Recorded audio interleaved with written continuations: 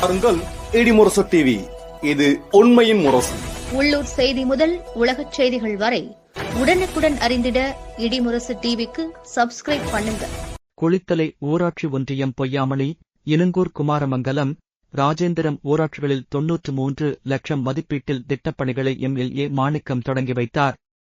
கரூர் மாவட்டம் குளித்தலை ஊராட்சி ஒன்றியம் பொய்யாமணி, இனுங்கூர், குமாரமங்கலம், ராஜேந்திரம் ஆகிய ஊராட்சிக்கு உட்பட்ட பகுதிகளில் 2024-25 ஆண்டிற்கான மாவட்ட ஊராட்சி நிதிக்குழு மானியத்திலிருந்தும் 2023-24 சட்டமன்ற தொகுதி மேம்பாட்டு நிதியிலிருந்தும் 2023-24 மாவட்ட ஊராட்சிக்குழு பொது நிதியிலிருந்தும் மொத்தம் 93 லட்சம் நிதி ஒதுக்கப்பட்டு இனுங்கூர் ஊராட்சி புதுப்பட்டி மற்றும் கொன்னாச்சி தோட்டம் அருகில் பயணிகள் காத்திருப்போர் கூடம், சுக்காம்பட்டி மயானத்தில் ஆழ்குழாய் அமைத்தல், இனுங்கூர் புதுப்பட்டி காசா காலனியில் 30,000 லிட்டர் கொள்ளளவு உள்ள குடிநீர் மேல்நிலை நீர்த்தேக்க தொட்டி, மேலே சுக்காம்பட்டி கருங்காடு பகுதியில் தார் சாலை, பொய்யாமணி ஊராட்சியில் 150 வீடுகளுக்கு குடிநீர் இணைப்பு, நடைபாலம் பகுதியில் சிமெண்ட் சாலை, குமாரமங்கலம் ஊராட்சி ஆரியம்பட்டியில் 90 வீடுகளுக்கு தனிநபர் குடிநீர் இணைப்பு, ராஜேந்திர ஊராட்சியில் மூடியுடன் கூடிய கழிவுநீர் வடிகால் அமைக்கும் பணி,